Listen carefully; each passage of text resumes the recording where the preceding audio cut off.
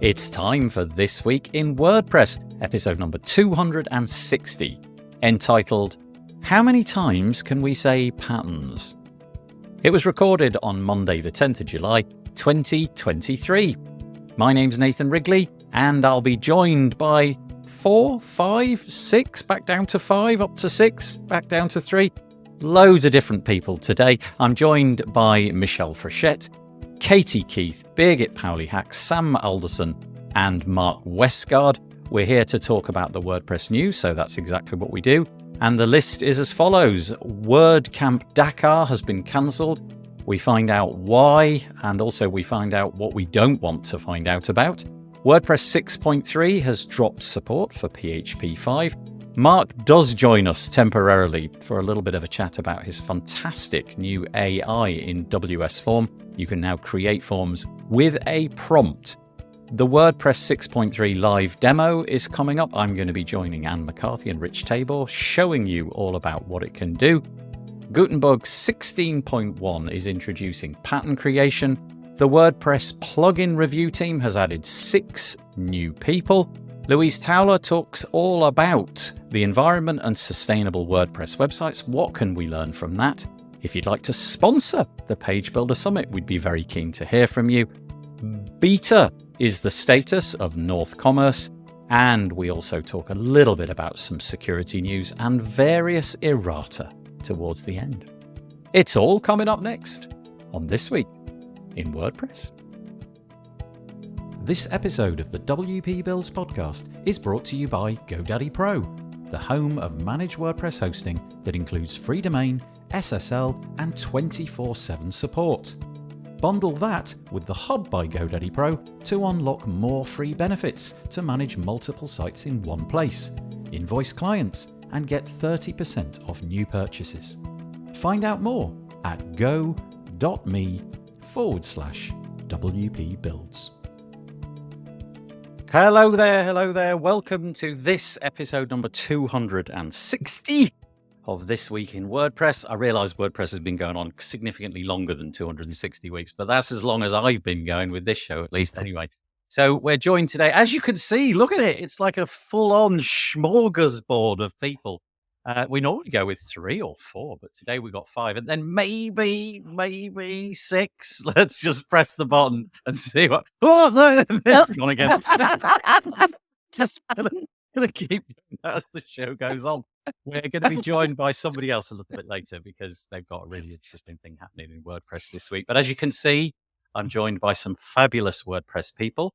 To my, what is it? It's that way. To my left or right, I can't work it out in my head. We're joined by Michelle Frechette. How you doing, Michelle? I'm good. How are you? Yeah, really good. Honestly, I'm in a really good mood today. I don't know what it is, but feeling like genuinely really good. Michelle is the Director of Community Engagement for Stellar WP at Liquid Web. She's doing a new thing, which we'll find out a bit later. In addition to her work over at Stellar WP, she's the podcast barista at WP Coffee Talk and another one. Co-founder at Underrepresented in Tech, creator at WP Speakers, creator of the WPCareerPages.com website, president of the board of Big Orange Heart. Look at the bowing. Director of Community Relations and contributor at poststatus.com, author, business coach, and frequent organizer and speaker at WordPress events. She lives outside Rochester, New York, where she takes photographs of nature. And she's got another website, meetmichelle.online. And you can, you can probably tell by the introduction that Michelle does rather a lot, and very kind of her to join us. I like to be busy. Yeah, I can tell that. Is there serious question, right? Do you ever get the impression that you do too much? I don't mean from our point of view. Do you ever sit down and think I could do with a bit of a break? I plan breaks and I do them strategically so that I am not always doing everything. I take a whole week, take 3 weeks of vacation a year where I'm not working at all. So planning breaks is something that I'm not very good at. But anyway, let's carry on. Thank you for joining us, Michelle. We're also joined further on the other side of Michelle by Birgit Pauli-Hack. How are you doing, Birgit? I'm doing well. I'm on the show. I've been taking a break from the show, not because of you. I suspect maybe by the end of this episode, you will wish to... No, but I I gratulate you to the 206th edition and I also had a 260 weekend edition. So it was just published last week. That's coincidental, isn't it? That's pretty amazing. Our paths aligned. That's great. But then I saw it. Big is the publisher at the Gutenberg Times. You may have seen that. If you haven't, just Google Gutenberg Times. It's a real solid resource for all things WordPress, specifically around Gutenberg. It's a site with news around the WordPress block editor and beyond. She hosts regular Gutenberg live Q&As on YouTube and hosts the podcast Gutenberg Changelog. She's been contributing to the WordPress open source project since 2014 and contributes now full-time with a sponsorship from Automatic. Great. Yes. Thanks for joining us. We're also joined by Sam Alderson. How are you doing, Sam? First time on the show. So far, so good. No gremlins with the audio. Let's see how it goes. Are you all right? I'm great, thank you. Very nice. I detect a UK accent, but I don't know where you live. Yorkshire. Where's it? York. Oh, I live in Scarborough. Well, near Scarborough. So we're like down the road. 45 minutes down the... Oh, that's great. There's nobody that I know from Word. Well, that's not true. There's Elliot Sowersby, who's probably in the comments. He's from Yorkshire. So he lives in Britain. And now the three of you have to meet for coffee. I know. That's right. Sam and Elliot. Oh, that's exciting. Sam Alderson is the social media and brand manager at Yoast SEO. They've been at Yoast for 2 years and active in the WordPress community for just over a year. So they intend on changing that. Oh, yeah, I guess +1. They have a passion for social media accessibility, DEI, and want to educate people on this. At most conferences, you will find them chatting about what sets their heart on fire and their pets. Right, so 2 questions from that. First one, how many pets and what are they? Just one. His name is Patch, and he is a nightmare. He was trying to convince my other half to get another dog that potentially Patch can then bully into submission. Yay, Patch. And then the other one, you're going to have to forgive me. I don't know if I said that right, and I can't for the life of me summon that acronym. DEI. Diversity, equality, inclusiveness. Okay, well, that settles back in my head. I didn't realise that was the acronym for that. Well, anyway, Sam, so much thanks for joining us today. I really appreciate it. And also, Katie Keith. How are you doing, Katie? Hi, good, thanks. Very nice to have you with us. Katie seems to be coming back more and more regularly, so I'm very, very thankful for all of that. That's really amazing. I really appreciate it. She also has the shortest bio of everybody. It simply goes co-founder and SEO at Barn2 Plugins and the co-host of the WP Coffee Talk podcast as no. Thank Not you the for WP joining Coffee us. Talk. Like product talk. Oh, what did I just say? Well, you said I was SEO and coffee talk rather than CEO and product talk. Do you know? I said a minute ago that I was really happy. I was really happy. My bio's not longer. And now I've realised that I'm not on my A game. I'm going to have to go. I resign. Let me do that again. Katie Keith is the co-founder and CEO at Barn2 Plugins and the co-host of the WP Product Talk podcast. It's there in black and white. But I was saying just before we hit record, my eyesight is shocking. And we're also joined by Mark Westgard, but not for very long. He's going to just going to keep going. Sorry, Mark. I don't mean to be annoying, but it's so irresistible. I do apologize. If you want to join us in the comments, feel free to do that. That's really, really great. I love it when people make the effort to comment. There's just a few little caveats around that. The first thing is if you are in our Facebook group, then you need to do an additional thing. You need to go to chat.restream.io/FB. Otherwise, we simply don't know who you are. You just come across as somebody anonymous, which is fine if you want to do it that way. Also, if you fancy being a bit social and sharing this online with your friends, colleagues, enemies, pets, whatever you like, then wpbuilds.com/live is the URL to send them to. And let's see if we have any comments. Oh, good grief. Okay, yeah, we've got a few. So apologies. We'll just go through this very quickly. Hi there, Courtney. She says, it's humid in central Philadelphia. Remember, WordCamp US will be much like this. Haha. 30 to 35 degrees centigrade with 90 degrees humidity. Nigel's saying that he's here. Nathan apparently is trying to press the record button, says Bob. Taco. Hi, Taco. Nice to see you, even if it's not seeing you. I got your icon anyway. Very nice to have you back on the show. Full house, he says. Peter always drops in the weather comment. Connecticut, 22 degrees centigrade with some rain. Just 40 miles to our west of flash flooding warnings. Ooh.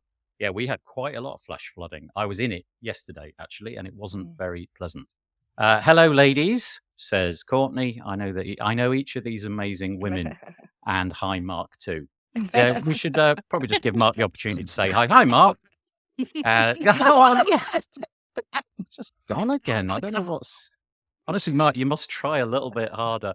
Then there's lots of people basically saying, hey, Sam, this is Elliot. Elliot lives in Bridlington Coast. So again, down the road. Yeah, just down the road from where you and I are. Do you ever sleep? Nathan meant to ask. I presume that's in conjunction with the comment. Anyway, there you go. Please keep dropping in the comments. It's a lot of fun.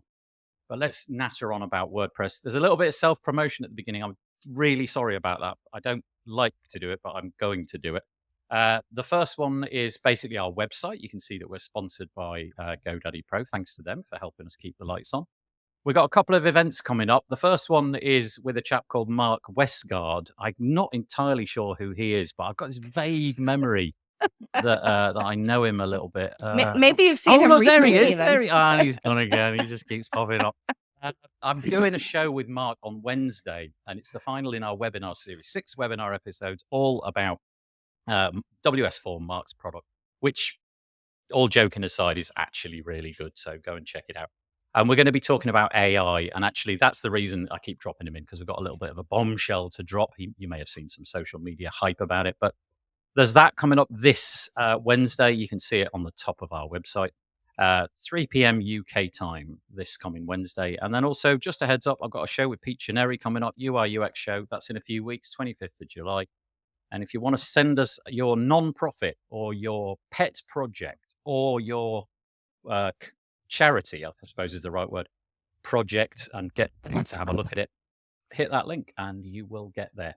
The other thing to mention is that we are doing another version of the Page Builder Summit that's coming up, and we are looking for some sponsors. So if any of you people listening to this are working for a WordPressy kind of company, although it says the Page Builder Summit, you might be thinking like Oxygen, Elementor, Beaver Builder. It's actually got a ton of content about the block editor. It's just that we named it that before the block editor was a thing. And so now is there anything about Gutenberg? Yes, there's loads about Gutenberg. So so if you want to sponsor that, go to this page, it's pagebuildersummit.com/sponsors, and scroll down. There's loads of information about what we offer, what you'll get in return, and generally how good the event has been in the past. It has been a really nice event.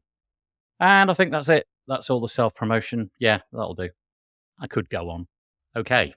Hot topic of the year so far, I think, is this one. WP Tavern, Sarah Gooding wrote a piece called WordCamp Dhaka 2023, cancelled due to concerns of corporate influence on community making decisions. So this is the sad news, I have no other way of saying it, that a WordPress event which was kind of into the late stages of planning has been pulled by WordCamp Central. There's not much more to say. It's all in the title. It would appear that some corporate entities have been flexing their corporate muscle and, according to this piece anyway, trying to interfere in how that event has been put together, and things got a little bit out of hand. So out of hand, in fact, that WordCamp Central has decided to pull the event. Now, helpfully, actually, and I do mean helpfully, there are no names attached to this. So we don't know who those companies are. From my point of view, I actually think I want to remain ignorant about that, because I know that some people will be collateral damage, because there'll be bound to be people who work for a company who was part of this, who don't necessarily subscribe to that, will maybe get swept up in all of it and all of that. So anyway, this is big news. Sam, just so that you know, we basically cross-talk. The person that gets in first gets to talk, and we're all very polite, and we'll figure out who's going to go next. But no, you just have to interrupt. Yeah, you just have to interrupt. Exactly. Yeah. So sad news. It's over to you. What is there to say about this? Well, yeah, it's really hard. Go ahead. Yeah, sorry, Michelle. But go ahead, Birgit. When you look at the post at the Make community blog, it kind of seems that there were actually mentor as well as a deputy involved for the WordCamp. So it kind of go through all the levels of WordCamp organization where this unduly behavior kind of happened. So I can see that there is a lot of there was a lot of help to try to rectify this, but it just didn't happen. So cancellation is probably the only thing that makes it keep the program level-headed and integrate. But and keep what is that? integrity, I think maybe is the Right. word. Yeah. Thank you. Yeah. Yeah. Sorry, I'm now living in Germany and my English goes to pot. It's kind of No, it's okay. I can't read the words SEO or product. So I wouldn't feel so bad. but there are glasses for that. Yeah, For- well, for- yeah. For my impairment, there's Yeah. no. Well, anyway, thank you for that opinion. That's really great. Yeah. So any of the other three want to give their opinion here? I wrote about this at Post Status over the weekend, and one of the things that I think we like to think that everything is always perfect in our community, and that everybody are good actors and everybody acts in good faith. But we are a community of literally millions of people, and that doesn't mean that there aren't some people who don't have the altruistic intents when it comes to things like this. We talked about last year or earlier this year what Mika went through with with managing the plugins team, and we know what happened there. We've seen what happened. We've seen companies get banned from sponsoring and attending WordCamps as sponsors because of things that they've done in the past. And this is just another example of the community correcting itself. And so I think that, hopefully in the future, we'll see that they'll be able to come back with a camp that's better balanced with some more oversight. I know that new camps, it's always hard, and people not understanding what they can and cannot do. I like to think that people are just ignorant and not willfully being a bad actor, but who knows for sure here, And the fact that the community can step in and say, okay, so now's not the right time for this. Years ago, I attended a WordCamp where all of a sudden, Josepha and Andrea Middleton showed up to the WordCamp because there were so many things happening behind the scenes, and the person who was organizing that WordCamp is no longer part of WordPress because of things that happened there. And you just never know, right? So you never know what people have in the back of their mind as acceptable, or whether they're actually trying to exert undue force. We don't know for sure what happened here. All we know is that because of those kinds of situations, they had to say, okay, not this year.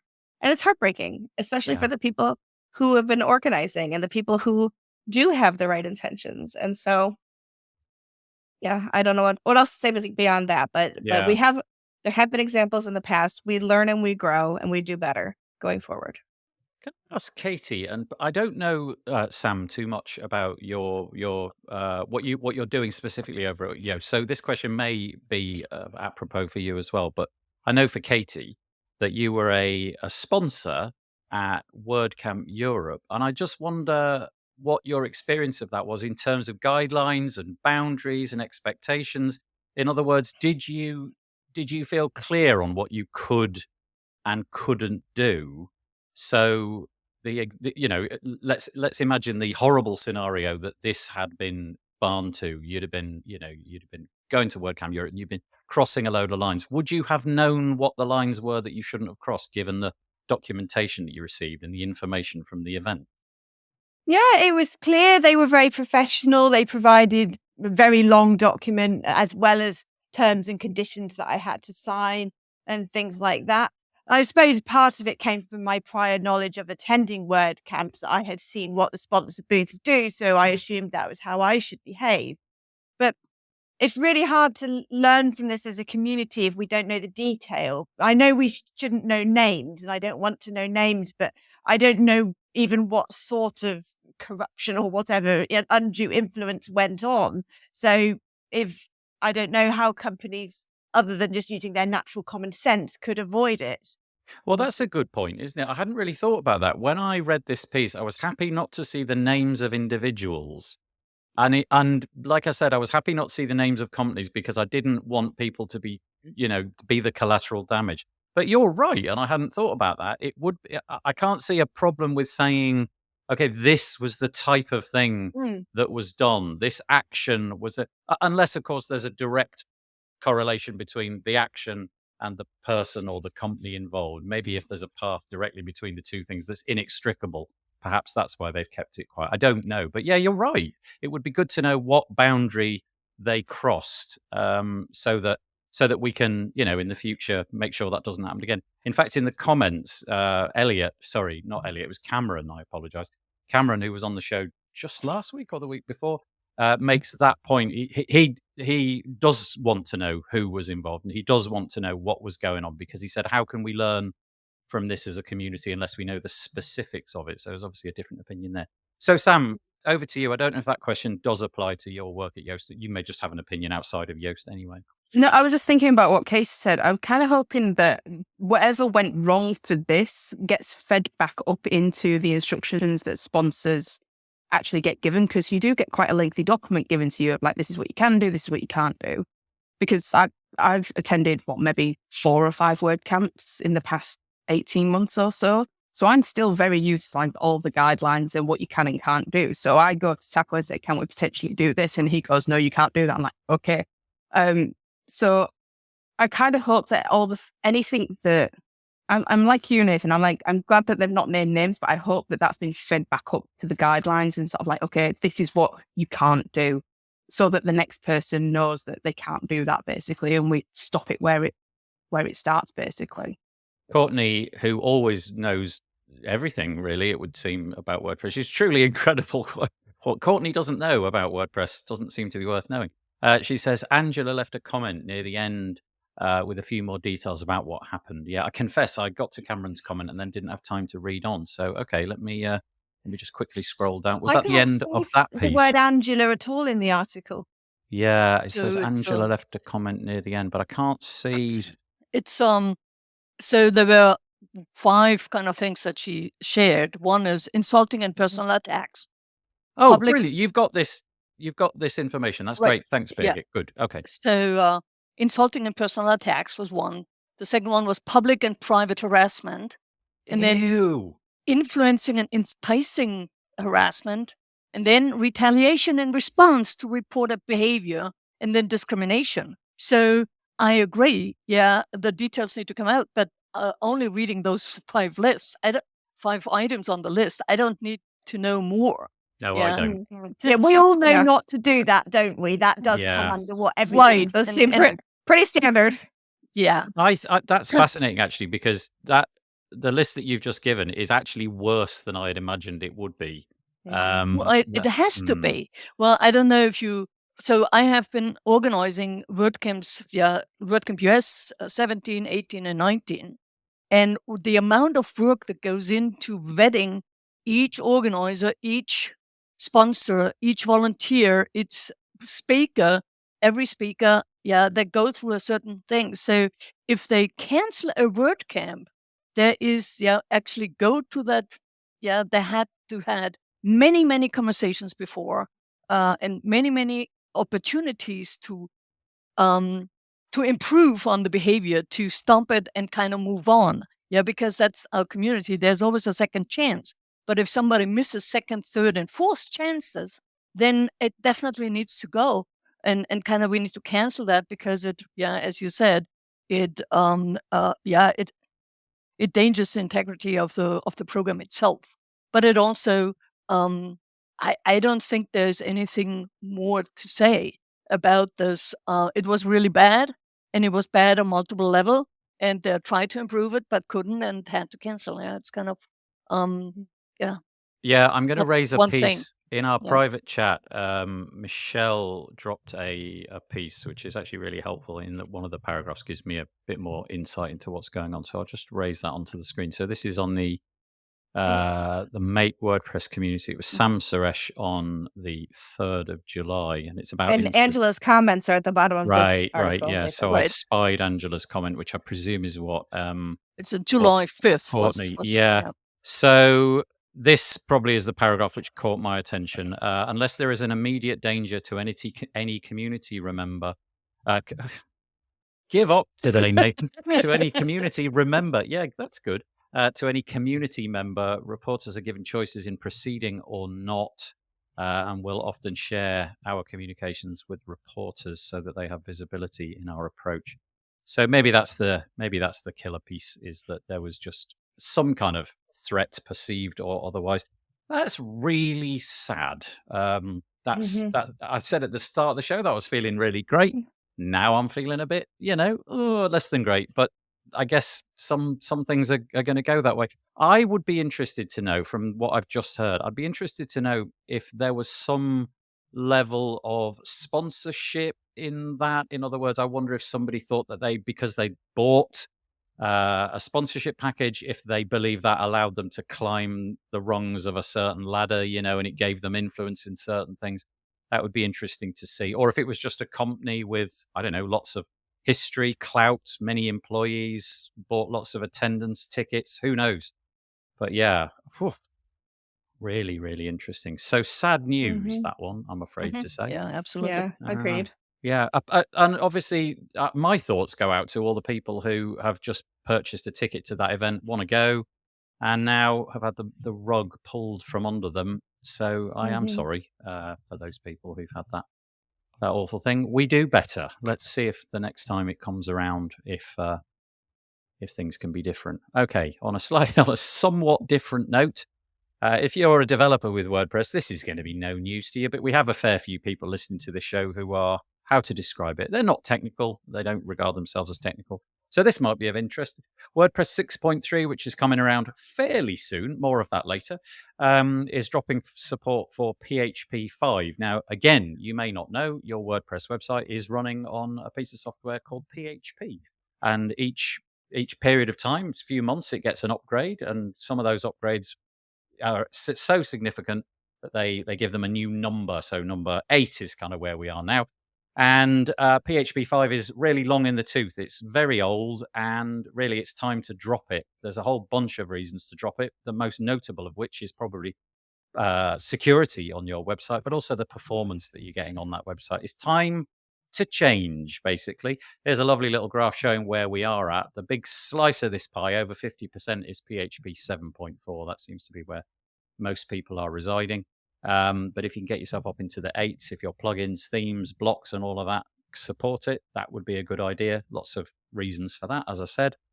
But it's going away by the time WordPress 6.3 drops. If you're using PHP 5 point anything, you are in trouble.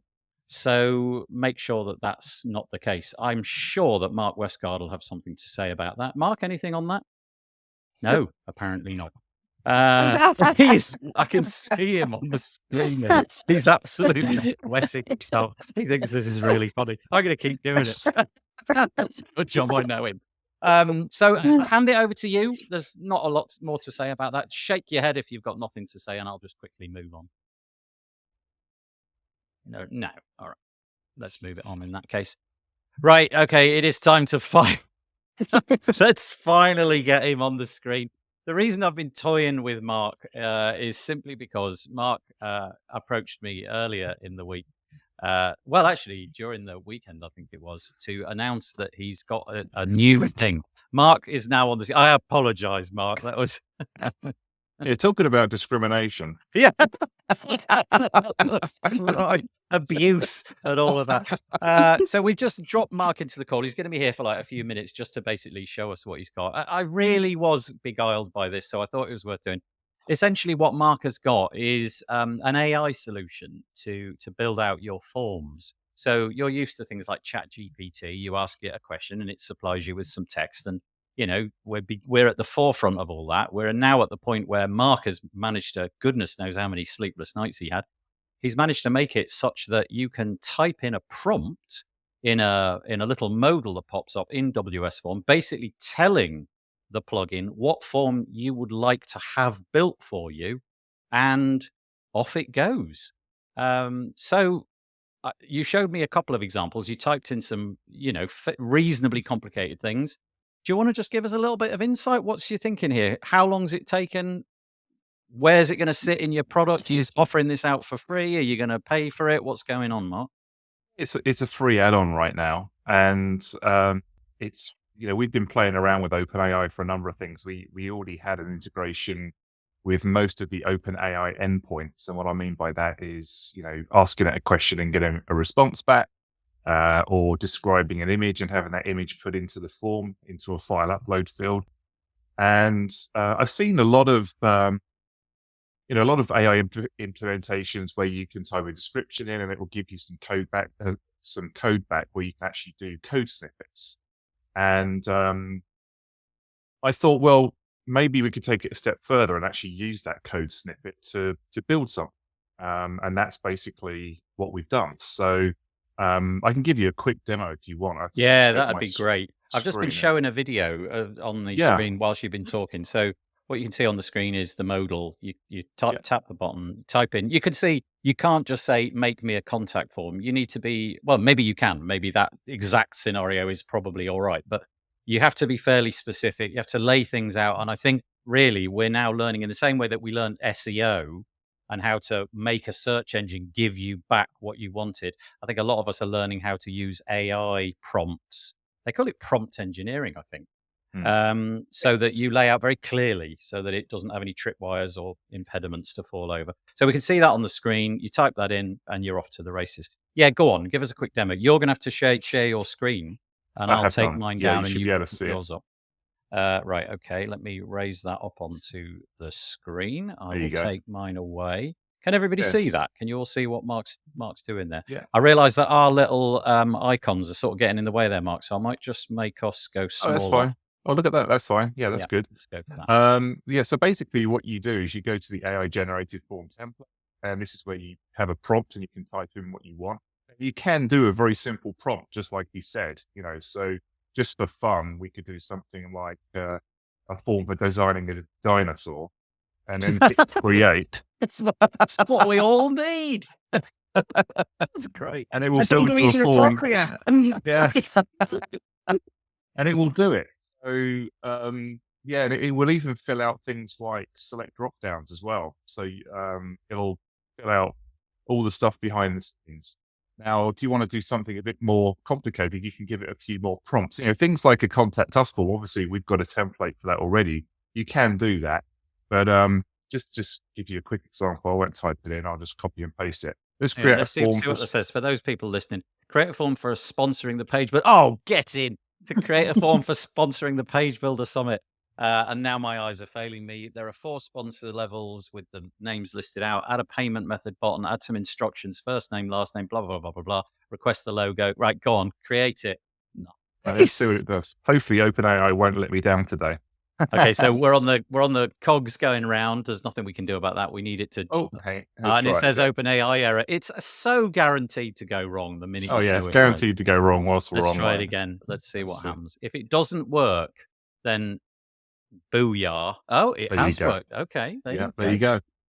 Yeah, so the form has a first name, last name. Yeah, go on. Sorry. Yeah, so you've got first name, last name. We've asked it for the company, the website address. We asked it for a logo upload, so we've got a file upload field. We gave it the sponsor level, so you'll see in the radio there, it's actually created the sponsor level options, a payment method, and it actually shows you at the bottom of the form as well how many tokens we used. So it roughly costs about 0.004 of a dollar to produce a form. It's a minuscule amount of money. But yeah, so there you go. That's basically what we put together. And we actually preview that form and see if it's done what we asked it to do.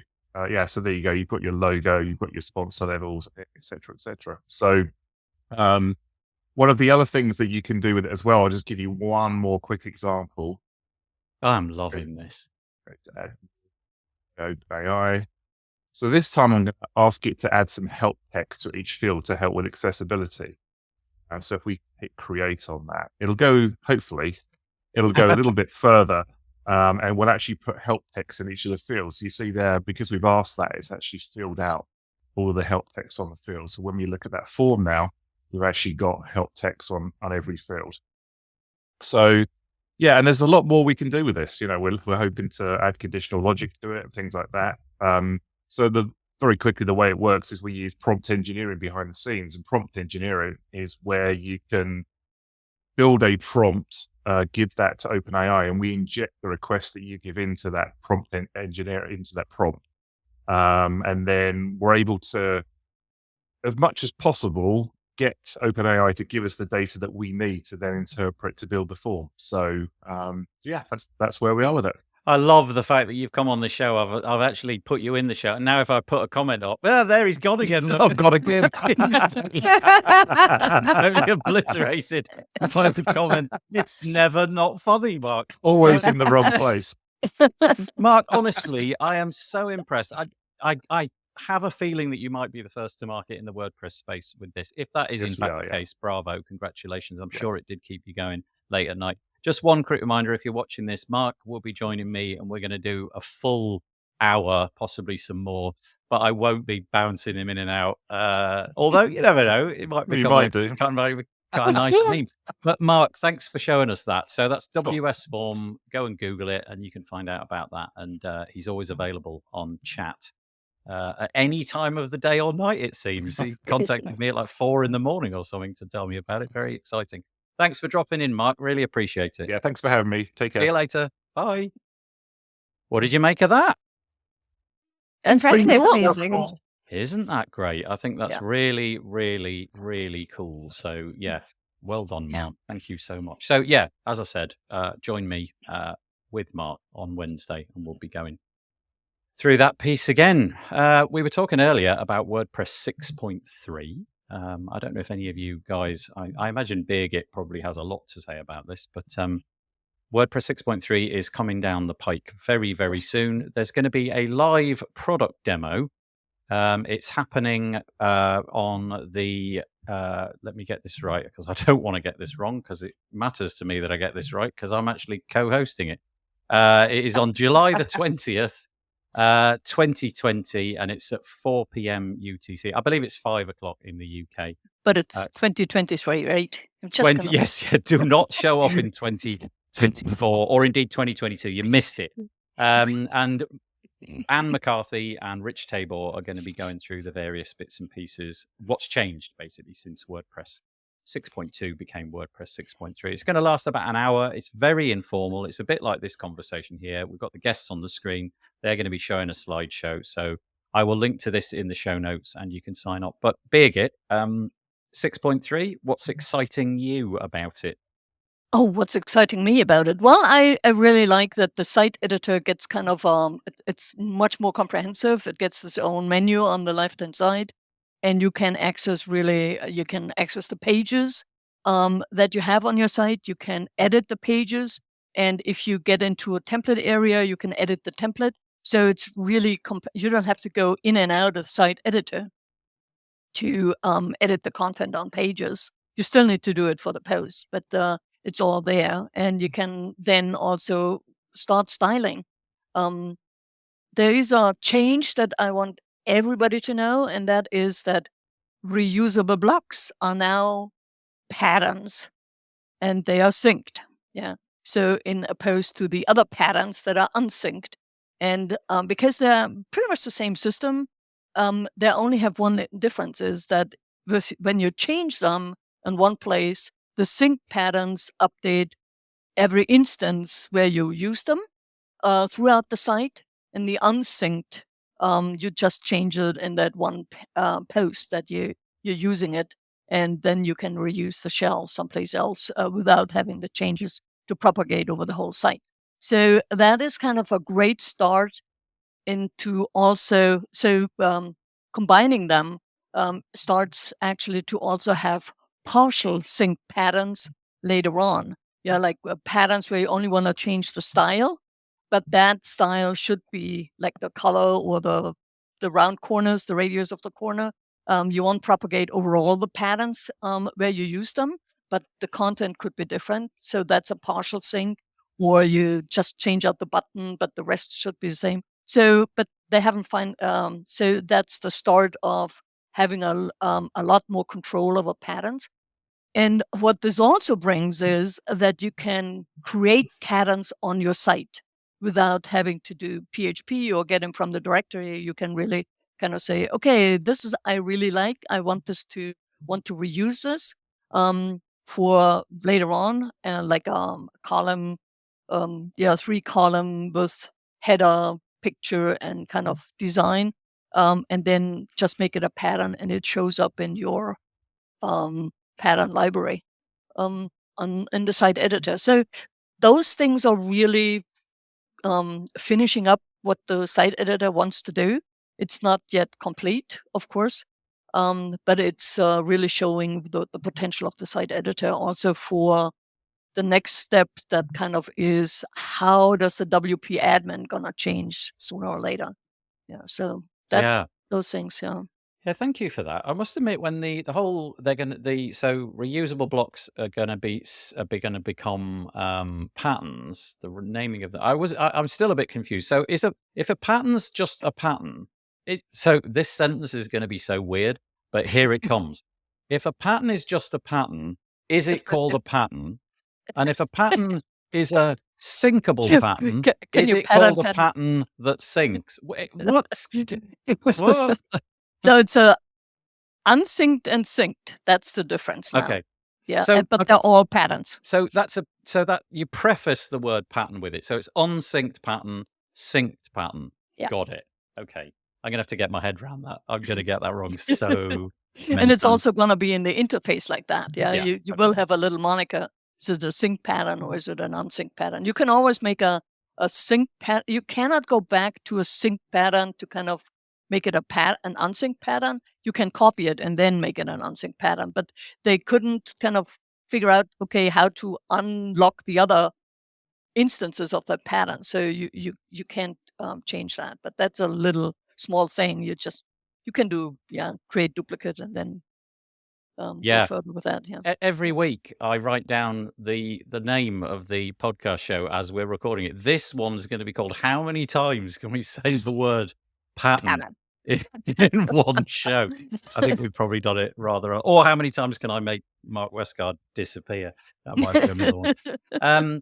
Let me just raise on the screen an article which I was probably going to do later, but just kind of highlights a lot of the stuff that Birgit was talking about. This is around the style book, actually, which is a really big part of what's coming.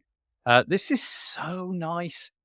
You may have noticed that in the most recent version of WordPress, if you're creating a theme, you're not really using so much CSS anymore. You're using theme.json. You're doing a lot of the styling in there.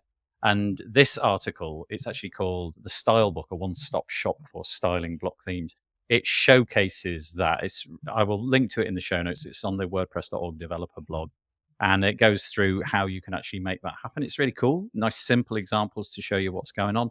But then it also tells you about the hierarchy, the sort of cascade, if you like we have in CSS, the one which is most finely tuned to the part of the page that you want to get to, that wins. In this case, theme JSON wins over CSS. But more than that, specifically the editors, the styles which are bound to that exact example of a block, that will be the winner in most cases. So, when you go into the interface and you type in 20 into the editor for padding, that's the one that's going to win. Then it goes down to theme JSON. Then it's reverting to your sort of old styles. And then they talk about, the style book that was mentioned. And I've just realized this out. Look, it's an icon. Look. It's an icon. I'm going to say it again. It's an icon. It wasn't funny the first time. It's less funny the seventh. And if you're only listening, you have no idea why it's funny at all. I've said it 8 times already. So it explains it's an EYE con. If you're only listening, it's an EYECON. It's an icon. Oh, no, that's way too complicated. How many times can we say the word I?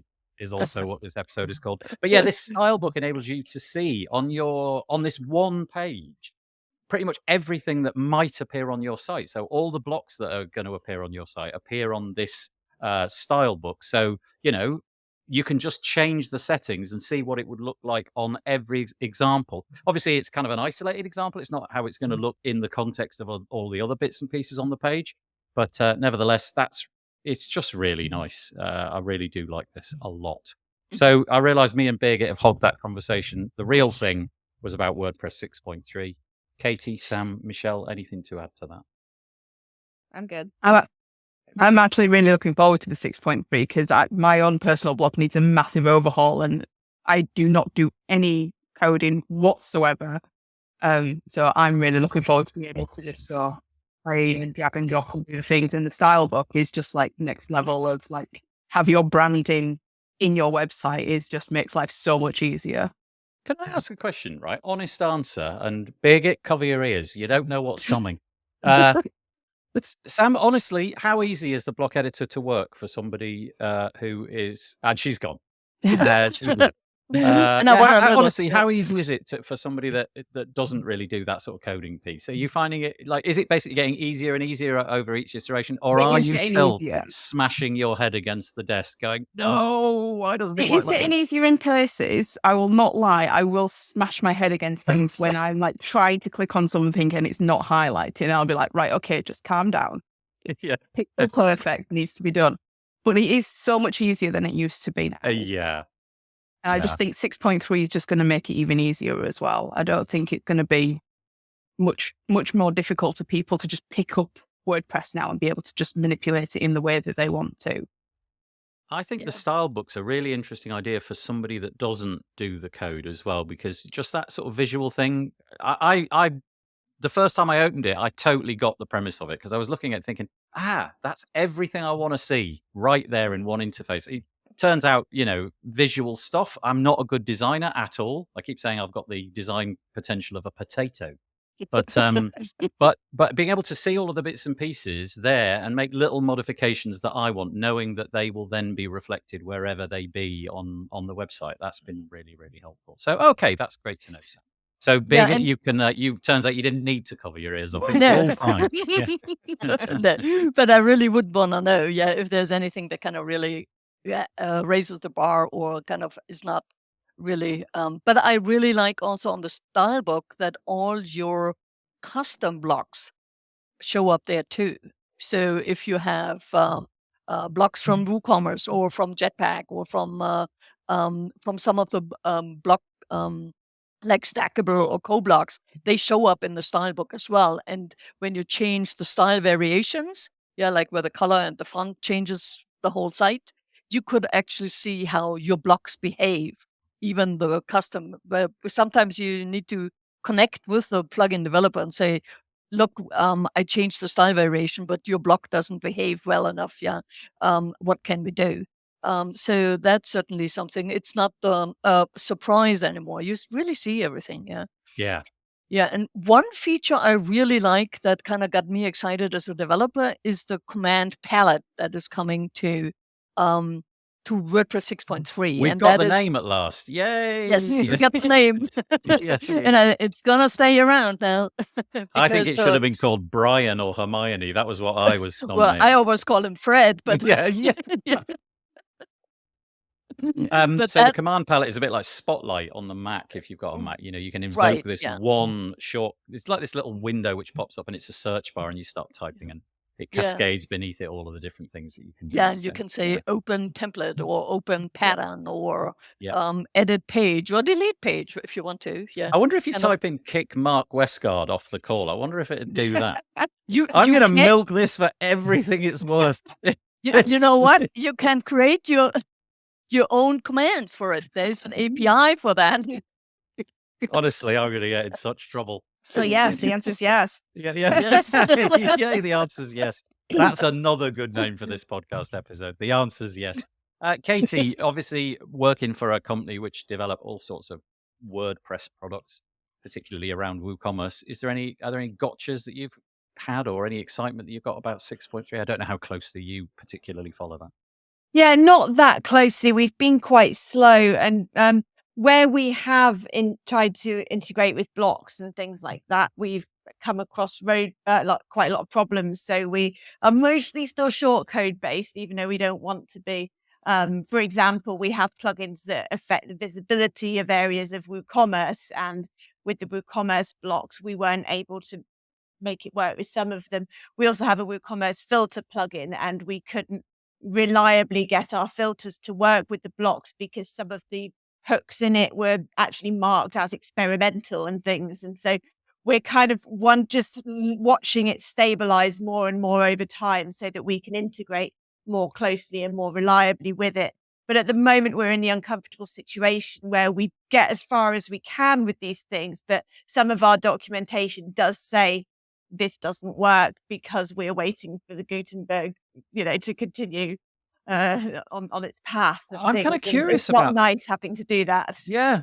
How do you view that as a developer? Do you view that as it's just time well spent for the future? Or is there a bit of you which it feels like that was just dead time because it never gave us the result that we wanted?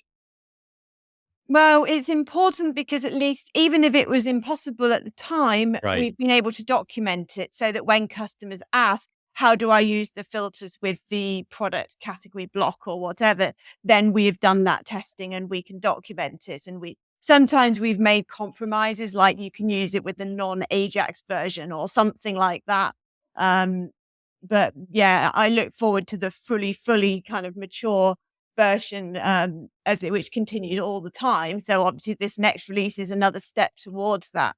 And then we can, because we want to embrace it fully. It's just a little bit early still. Yeah. Well, that's a really interesting insight. Thank you, Katie. Well, I really congratulate you that you're not jumping on the experimental kind of things. There are some plugin developers who do that, and every 2 versions of Gutenberg, they need to kind of revamp some of their code base. And I definitely think that that's it's a great learning experience, but it's probably business-wise not that particular smart of a move.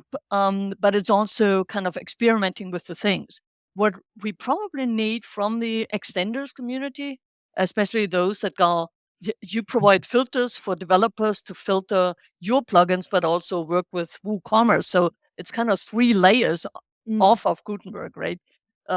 Pretty much off of the. So that will be really good to have a list of the experimental APIs that you see that hold you back the most. Yeah. So that can be prioritized to get it to a stable version and then release it and then have you move forward.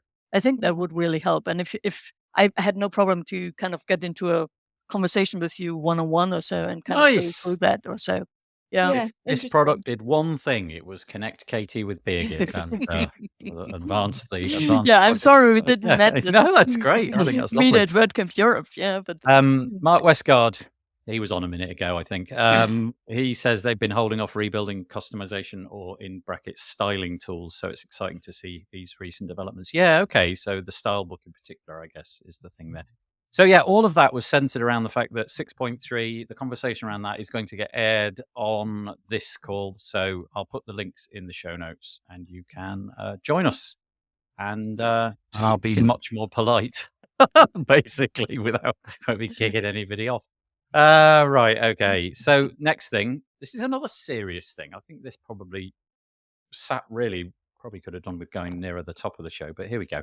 Sarah Gooding writing in the WP Tavern. WordPress plugin review team adds 6 new sponsored volunteers, opens applications. I don't know if you know, Mika Epstein, who had been doing God's work, basically, of making sure that things went into the plugin directory that were ready to go into the plugin directory.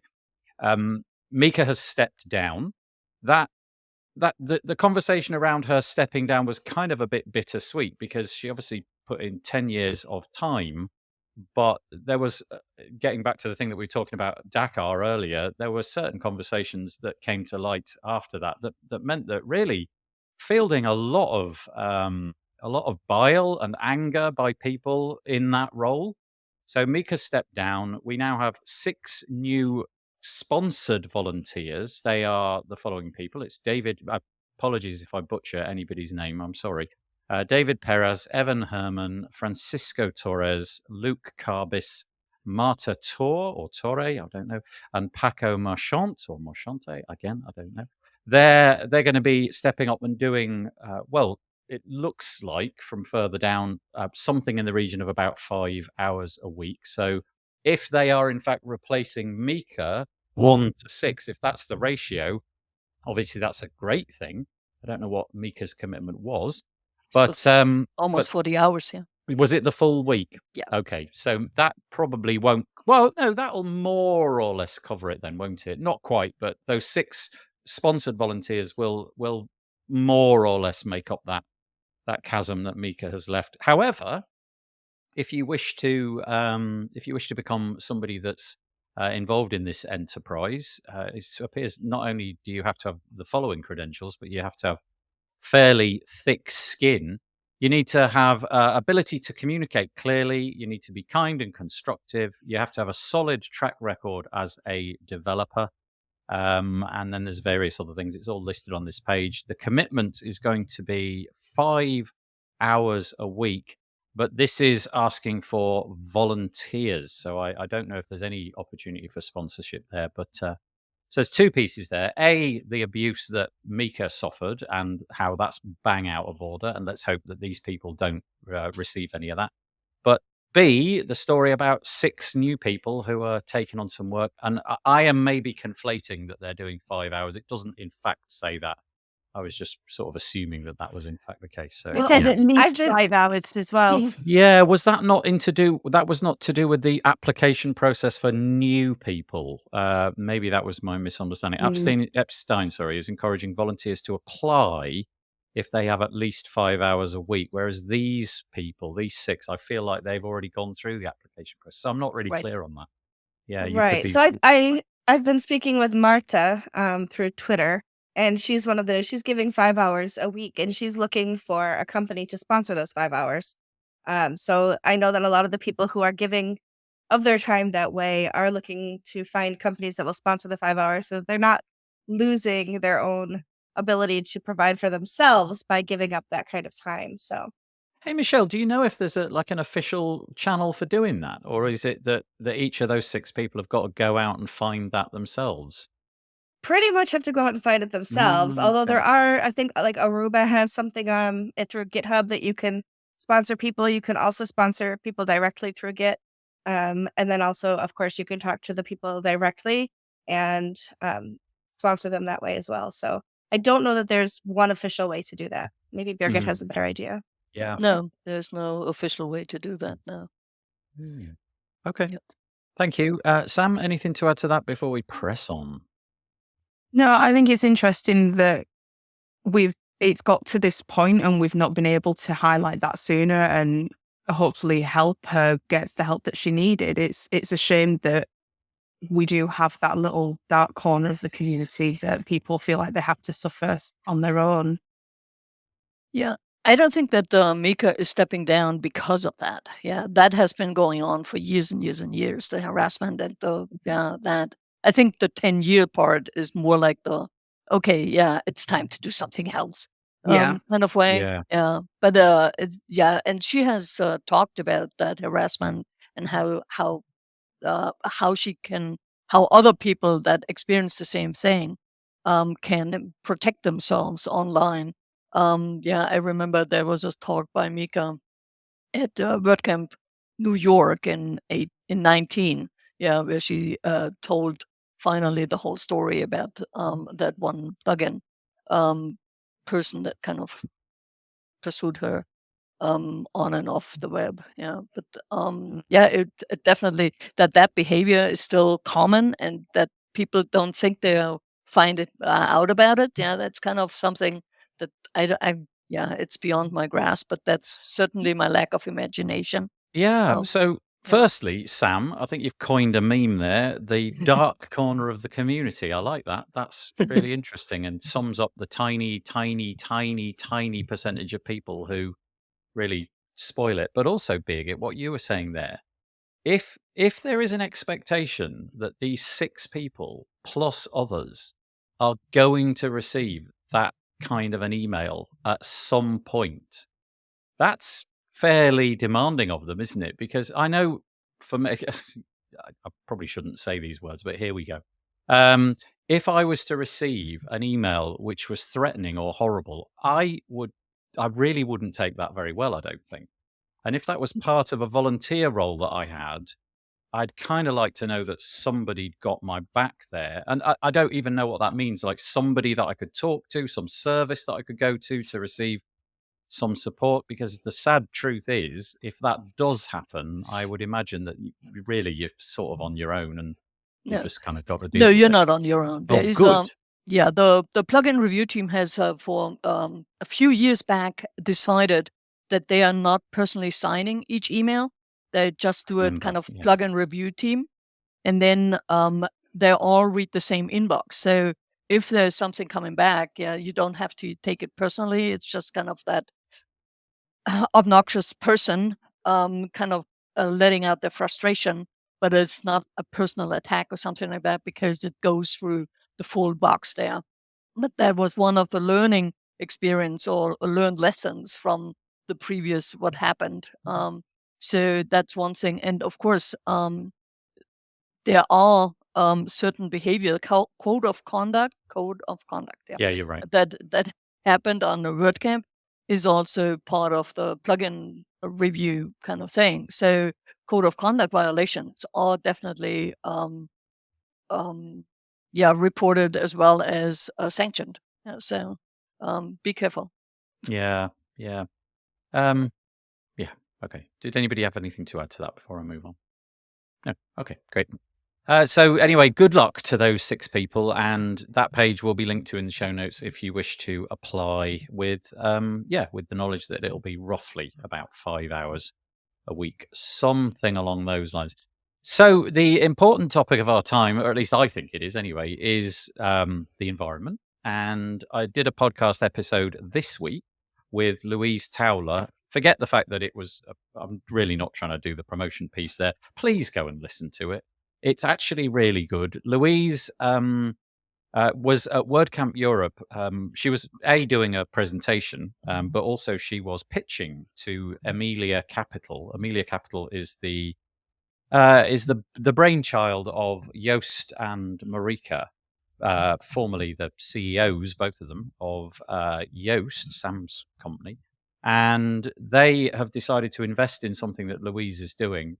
She's deciding to do something in the WordPress plugin space to give you an idea about what kind of an impact your WordPress websites, if you've got many of them, I suspect the imperative to do this is more important, so that you get some kind of indication of the carbon footprint that you are creating. And it takes lots of metrics. That whole thing hasn't been quite decided upon. The venture capital that they got from Joost and Marika is to, I guess, flesh out what that product offering is and bring it to market. But the broader point of the podcast wasn't that plugin. The majority of the podcast was just talking about the fact that we are just addicted to electricity and the byproducts of electricity. I mean, there isn't a day there isn't a day of my life that goes by where I don't consume a fairly large proportion of electricity. I'm constantly on the internet. I've got mobile phones. I've got computers, which I fail to switch off when I know that they're not going to be used for the next several hours. I've got tellies. I've got devices which are switched on all over the place, listening to potential things that I'm going to say, which I never do say. You get the point. The thing that I think is the disconnect that I think here is that you just don't connect the internet with the environment. I made the point in the podcast that if you ask me to go and stand at the back of my car for an hour and breathe in heavily, no way am I doing that, because I know the consequence. I can see the stuff coming out the back and I know that my lungs will be toast. I am going to stand next to this computer for weeks on end without giving it a second thought. But somewhere the pollution is happening. And her whole thing was about that. Ways that you can mitigate this. Don't send over large images if you don't need large images. In fact, don't even send images if you don't need images. Locally load fonts. Find a host which has got the credentials of maybe offsetting the carbon, or they've just got some infrastructure which helps for this. Stop sending videos that don't need to be sent. Get off TikTok. Forgive that. I mean, if you want to be on TikTok, whatever, that's your bad. But you get the point. So this is the broad conversation, probably for the next 10 minutes or so.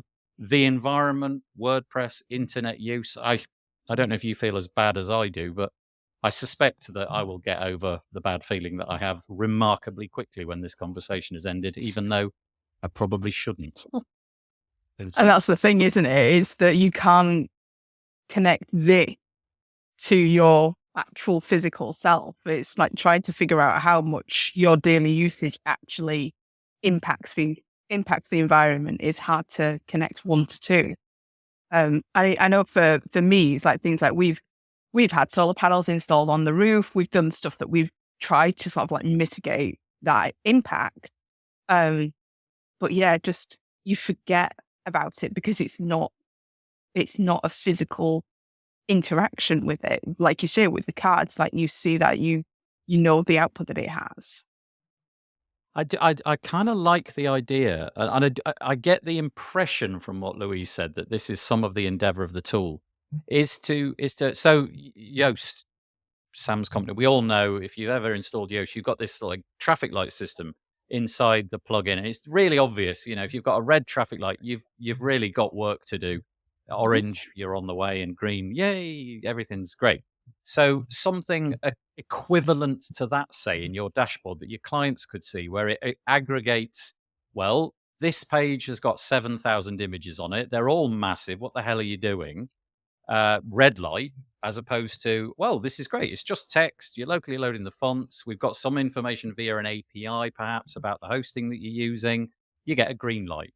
And I just think that would be a good idea. I basically need bludgeoning into being told how to be a better citizen on the internet in terms of my consumption, because honestly, it's an endless resource as far as I can see. I just don't make the connection, despite thinking about it. It is remarkable how quickly I forget about it. Anyway, sorry, Michelle, Birgit, Katie, go for it. Yeah, I think I'm it's aware interesting. of it in the back of my mind. I think the first time I came across it was at a WordCamp years ago with a talk from Whole Grain Digital, who were a very eco-minded UK WordPress design agency. And they really make it the main part of their business that every website they design thinks about the environment. And that kind of and various things since have made me aware that every single image I upload to the admin or something like that, every YouTube video does actually have a permanent, really environmental cost because it's permanently being hosted on somewhere which uses electricity. So while I don't take massive actions, it's just there in the back of my mind. Can I be bothered to optimize this image? It's only a knowledge base article. It's not going to affect our sales. Yes, it should be smaller because of that. So that transcends any business reason to do it sometimes, which is a good motivator. I think the business reason is also quite an interesting one as well, because if you reduce the size of the images, your pages load faster, you get faster, better performance, you get better load times, it's better experience for the user. It's like that as a business case in itself is something that you can latch onto when it comes to building websites itself. Quite interestingly, so Louise obviously made that point, the SEO piece, squeezing down all of the assets so that it basically loads faster, Google likes it more, and so on and so forth, is a total win. But also, what about the idea that you become an agency who has the chops, the credentials, and you can market yourself as the environmental agency, if you like? I don't really know what that means, but honestly, if I had two competing quotes and I knew that one of the teams that I was going to be working with had this in the back of their mind, they were going to try to make it environmentally friendly, that kind of tips the balance a little bit for me. And I suggested this to Louise, and she said she didn't know if it existed or not. But how about this? How about a browser extension which measures your daily usage? Because it really would know what's being throughput through the browser every day, and then basically tells you off. You get to the end of the day, and it's like, Nathan, naughty, basically. Yeah. You get a red cross, you got a D- for your internet usage today, as opposed to, good boy, Nathan, you get an A+ today. You didn't hardly look at anything.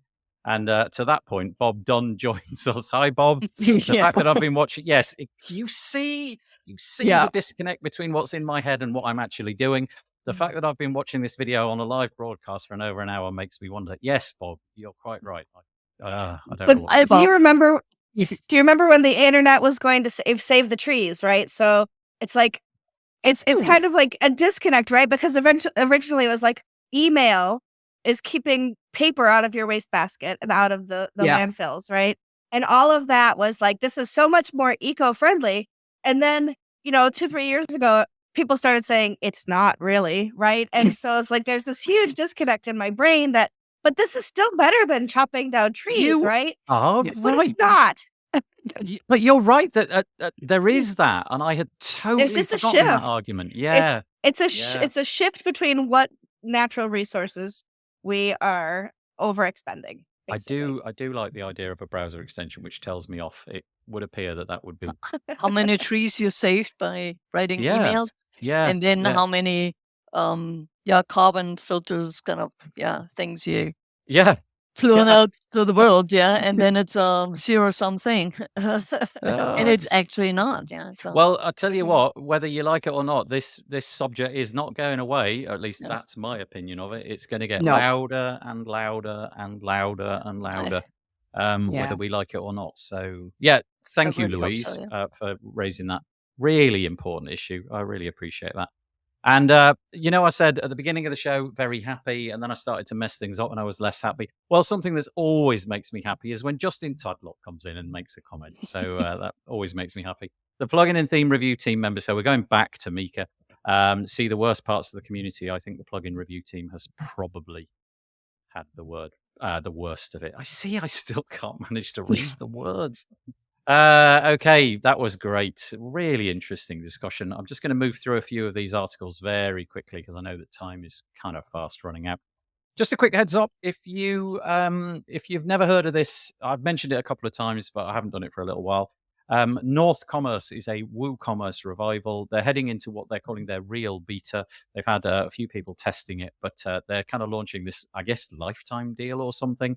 And I'm going to link to it in the show notes. Basically, if you want to hop on and be one of their early adopters, then you get a whole laundry list of benefits. Like I said, it's a hoped for, or at least from their point of view anyway, a hoped for WooCommerce revival. And they're at the point where they believe it's almost ready to ship. But they're offering people the chance to get in on the ground. It's not free. You can see it's $475. But that, I think, gets you unlimited usage over 3 domains for the lifetime of North Commerce. So, yeah, maybe go check that out. Sort of security news. We don't normally delve too deeply into this, but occasionally something pops up and I think it's worth it. Ultimate Member 2.6.7 has patched a privilege escalation vulnerability. Because I don't have the intellect really to understand all of the ins and outs of this, I would just say go and make sure that your website has been updated. There were a few different pieces coming from different news outlets, which made me think this was probably worth mentioning. But I'm going to link in the show notes to the piece on the Tavern by Sarah, so you can go and check that out. My understanding is they did several patches, none of which fixed it. So that, I guess, in itself is a point of concern. I'm going to not go to that one just yet. I'll come back to that one. That's Kathy Zant's piece. I want your thoughts on this. We should bring Mark Westgard in at this point. What do you make of this, right? So given that we've just had a conversation about the environment and whether or not we need unnecessary resources on our page, right? But also, given the fact that some people like to be playful on the internet, they enjoy the fun side of things. Watch this, and forgive me if you're listening to this. I'm just going to refresh this page. What do you make of this, right?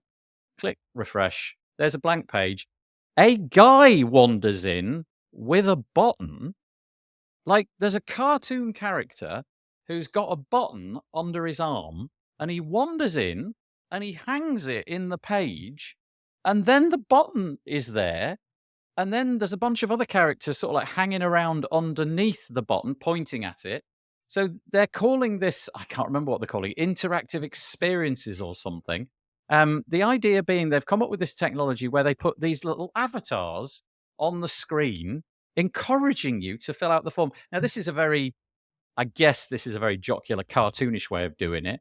But I could see kids, for example, being, intrigued by this. If the school, for example, wanted them to fill out a form, maybe this would have an impact. But replace this character with something, I don't know, a bit more business-like or a bit more, I don't know, some kind of arrow which goes down and tells you what you need to fill out, what have you. Is this just stupidity? Is this just environmental madness? Do we need all of it? Or are you persuaded by this? This is from a company called Visme. And although it's apropos of nothing, I thought it was quite interesting to stick on the screen. What do you reckon? I kind of love it because it looks professional and it makes their brand memorable. And I totally get the performance implications, the environmental, but I think it does work because it's a kind of modern designed website, but they've just added that personality to it. And I think the button's really cool to draw attention to the call to action. But I do see the other side as well. Wasn't it though? Wasn't it like I've never seen that. I've never seen anything where a button was invoked by a cartoon character or anything even equivalent to that. Mm. I mean, you've seen, but I mean, to be honest with you, I didn't test it on different screen widths, but I'm guessing that the button will still be carried on and will work whether or not you're on a mobile or what have you. But I just thought it was kind of a bit quirky and maybe some of the fun that we need on the internet. Anyway, sorry, Sam or Michelle or Birgit, over to you. Well, I like it for an onboarding experience. I think if I see it 2 or 3 times when I come back to the website, it kind of gets a little old, and it kind of probably blows my internet resources as well, like my data plan or something like that. But I get that that's for the first interaction. I think it's a really good idea to liven it up a bit. Yeah, and we've seen some of that interactivity where people walk on the website and introduce themselves and talk about a product like a real person. And I think I always enjoyed it when I was going to a website for the first time. But if it starts talking to me without me clicking on the button, that is when I go away. But other than that, that's a really fun way to do things. Yeah. Yeah, interesting. Bob says he's getting distracted by it. Wants to know what the lady's doing with the laptop. Okay, sorry, Michelle, off you go. Watching this okay. Yeah, right. It reminds me of the old Flash, right? So we used to have a lot of things that would start with Flash, that kind of thing. And also I'm wondering if it's more or less, probably less resources than embedded sound or embedded video. So if you go to so many websites and there's a YouTube video embedded that autoplays and things like that. So I think it's probably a trade-off on some things. It's cute, it's clever. I don't know if it would, if I would look at that and say, gosh, I have to explore this more, or if I'd be like, oh, this is ridiculous, I'm going someplace else.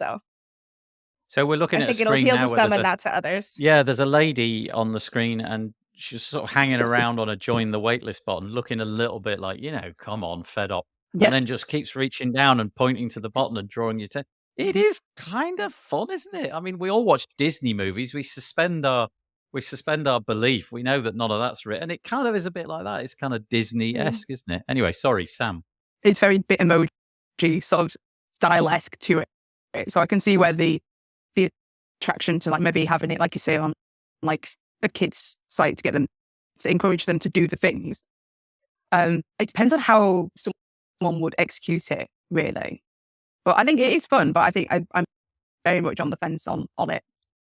Yeah, I think so. I think it really would have to be like a soft toy company deploying it. More or less anything else, I can't really see the utility of it. By the way, but it does fit with what they do because they're a conversion company, and that lady is really drawing attention to that call to action. Yeah, and this shows that they understand the psychology of conversions. If you imagine shopping around on multiple conversion company sites, that's the one you're going to remember. And I think that directly symbolizes and illustrates their skills in conversion rate optimization.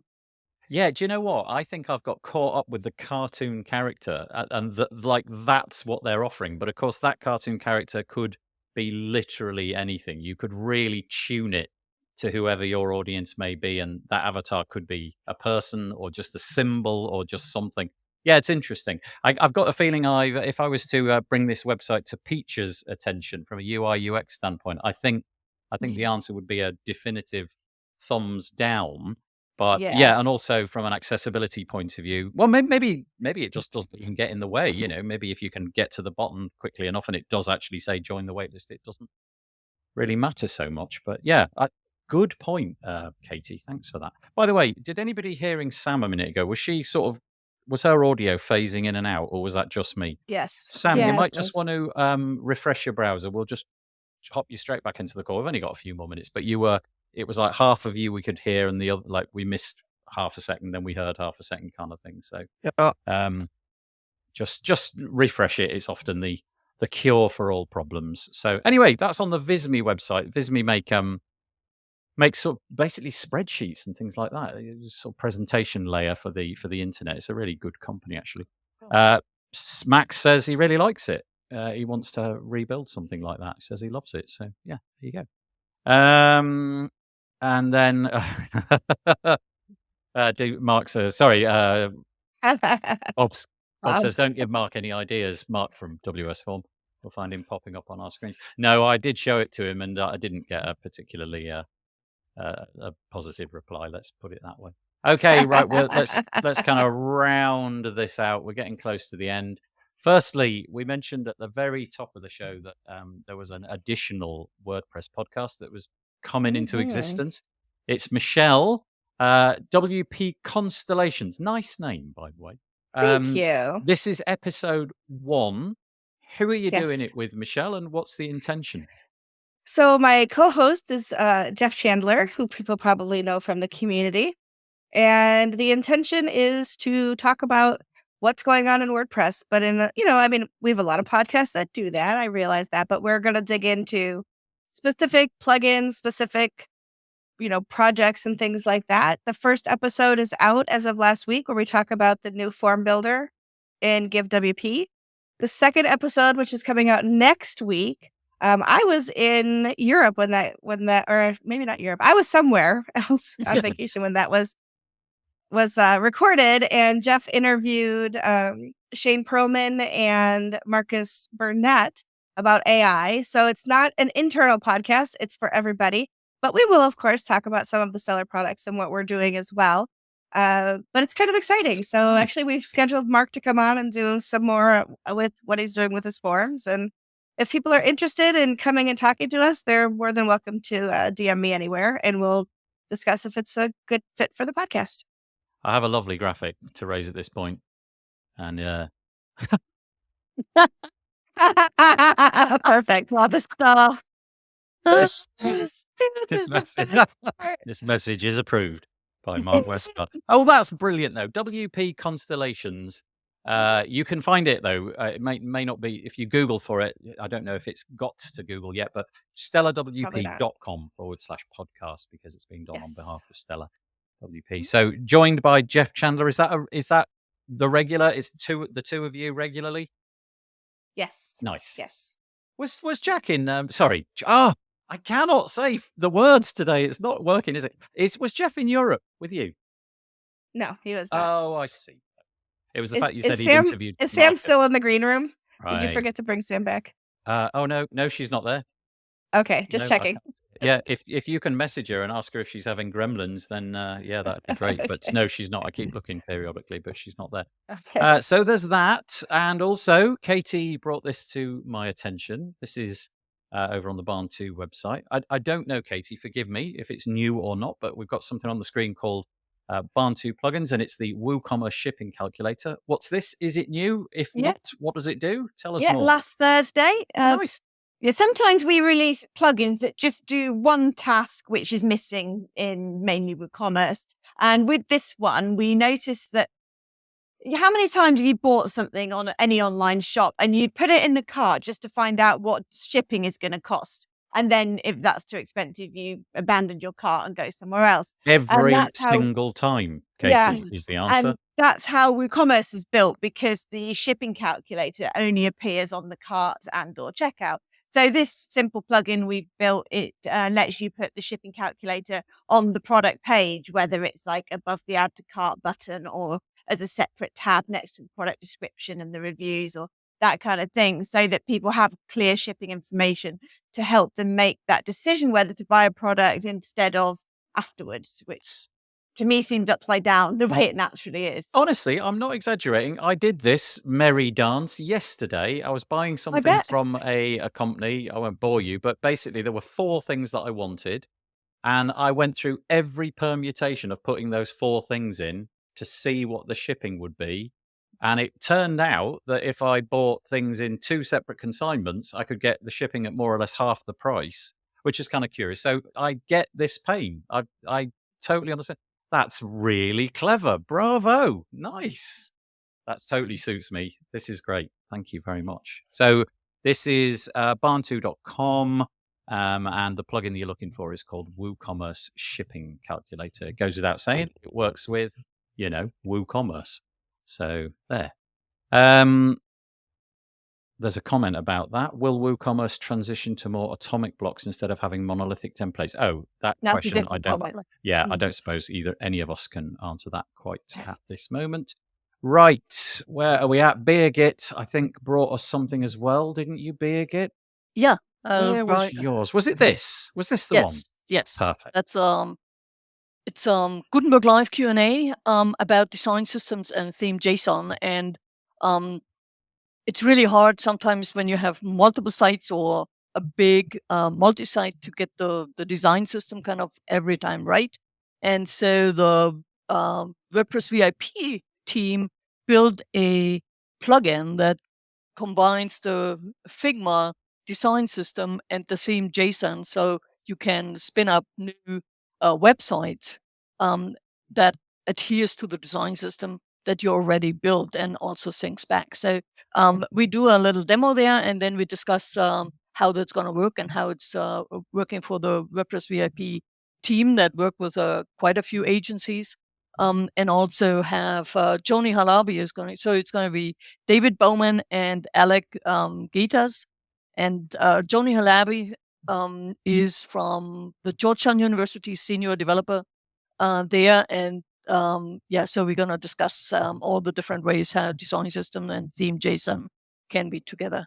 Wait, and did I hear you right? You use Figma, you build your site in Figma, and it exports a theme.json file or syncs a theme.json file with your WordPress site. So you can do that bi-directionally. You can Bi-directionally, I'm not quite sure, but that's a very good question for that live Q&A, and it's going to happen on July 21st. Next that is week. so cool. I love I mean, because with the best will in the world, there are design tools which are superior at just doing the design. That's what they're for. And if so many people seem to be talking about Figma, using Figma, loving Figma.